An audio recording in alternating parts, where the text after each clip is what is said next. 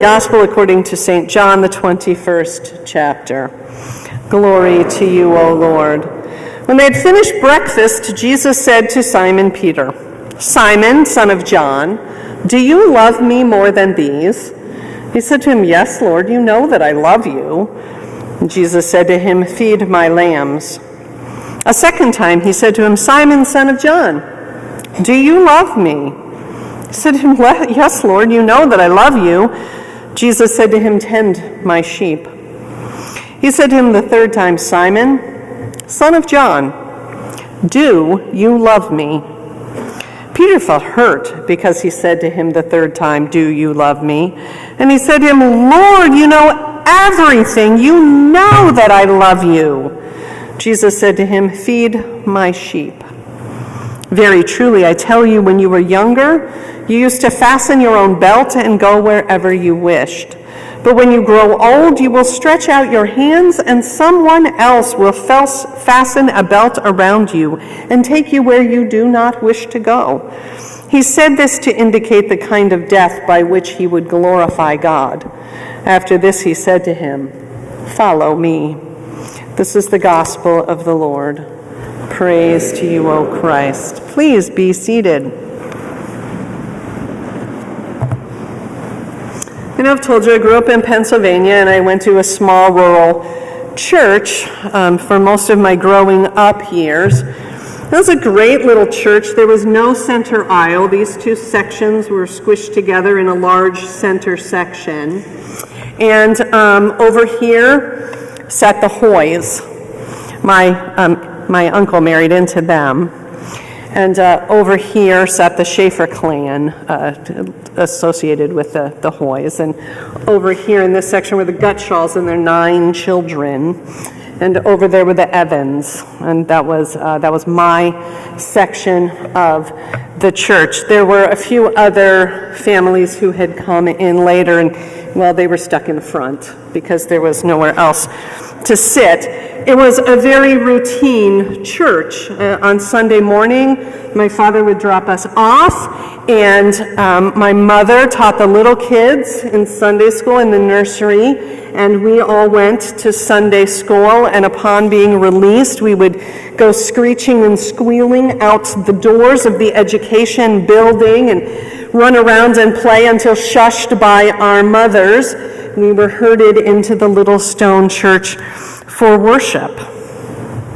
There wasn't much variation in liturgy. It was the days of the old service book and hymnal, the old red hymnal, so there was no 10 options for liturgy. Week to week we had church, and it only varied those 4 times a year when we had communion, whether we needed it or not.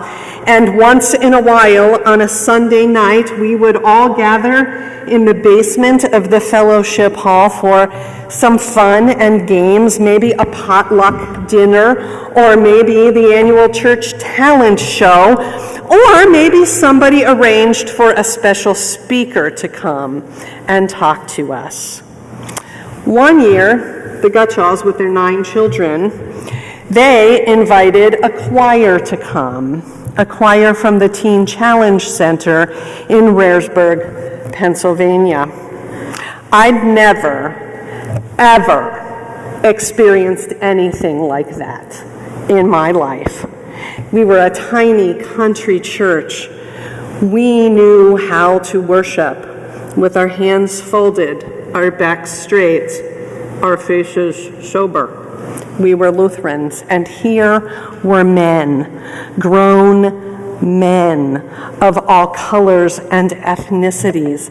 Some had been addicts, some had been gang members, some had been criminals, and they were singing with their arms up in the air, tears unashamedly running down their faces as they gave testimony to the power of Jesus Christ to transform them from worthless, ruthless criminals with no hope into faithful disciples of Jesus Christ who were no longer bound to the power of sin or drugs or alcohol.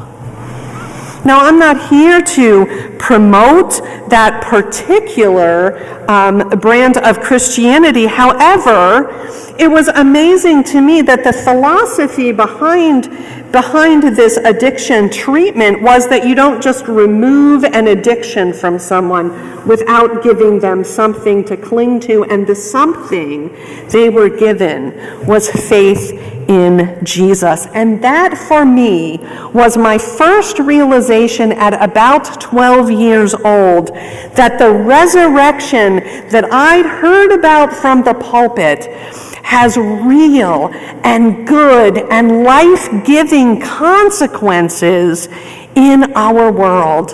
That the resurrection changes everything. When I'd been baptized in that church, I'd attended every Sunday. Sunday school was never an option. The youth group was my biggest circle of friends, and on the weeks I got to acolyte, and that was a new thing back then, to have a girl acolyte. My mother made me wear tights because knee socks were just for school. You joined the choir when you got old enough, apparently, whether you could sing or not. You listened to your parents and sat up in your pews. You didn't poke your siblings during church, or there was going to be something to pay for that. And you treated people kindly and bowed your heads. That, to me, was what it meant at 12 to be a faithful person. And yet that evening, I listened to people talk about having their hearts changed forever.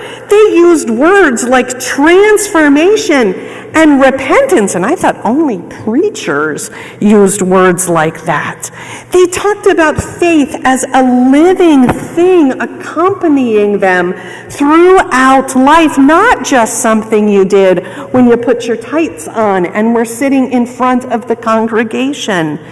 They talked about Jesus as a constant companion in their life, not just the face on a nice picture in the church nursery. As if Jesus really and truly made a difference in their lives and in our world. You know, Peter was blessed to have that final conversation with Jesus. "Do you love me?" Jesus asked 3 times. And each time Peter said, "Yes. Yes, Lord, I love you." But each time Jesus pushed Peter a little farther. "And feed my sheep, tend my sheep." It's as if Jesus was saying, it's not enough, Peter, just to go through the motions or have the warm, fuzzy feelings about me. You have to embrace and love my people. You have to care for my world. You have to tend to the needs of the people around you, even when you don't like them. Take care of them when they're little and vulnerable, when they're cranky and obstinate, when they're down and out, when they don't want to be taken care of. Peter, that's your job. Jesus was letting Peter know that the reality of the resurrection had indeed changed everything. Everything for him, for his band of disciples, for the world in which he lived, and nothing would ever be the same. That's how it is for us, friends. The reality of the resurrection makes a difference in our lives. It makes a difference how we live together. It makes a difference how we're community together with people outside our walls. It makes a difference to how we perceive the world. That empty tomb is our witness that the last word is life, not death. That hope is the last word over despair, and forgiveness has the last word over sin. Those are hard words to believe this week, at least for me. When there are hate mongers who are gathered in Virginia, where death and destruction seems to be reigning, where nuclear arms, we live in a world where nuclear arms are poised to go off with the push of a button. It's hard to believe that the resurrection has meaning in the halls of Congress or Parliament, or on the streets of Kenya or Venezuela or Syria. But because of the resurrection, we know that Jesus Christ is fully alive and present, even in those horrific situations and in those places. Because of the resurrection, everything is different. We're not differentiated or defined anymore by class or socioeconomic status, education or sexuality, gender or political affiliation. This world in which we live is so loved by God that God sent his only Son so that everyone could have life abundant. And when we look out on that world, it is not ours to categorize or prioritize or determine who is deserving of life or of death. Our task is to spread the good news that God has saved the world in the person of Jesus Christ.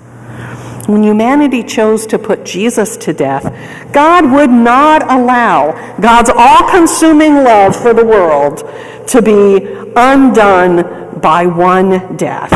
The resurrection brought light and life into the tomb, and no stone, no fighting, no evil was going to be able to undo what God had done in Jesus. Now we're free. We're free to worship. We're free to serve. We're free to love, and we're free to live, knowing that this is God's kingdom and God's world. There may be wars raging around us. There may be political battles that are scaring the wits out of us. There may be policies promoted that are just causing anger to boil up in us, but this remains God's world and God's kingdom.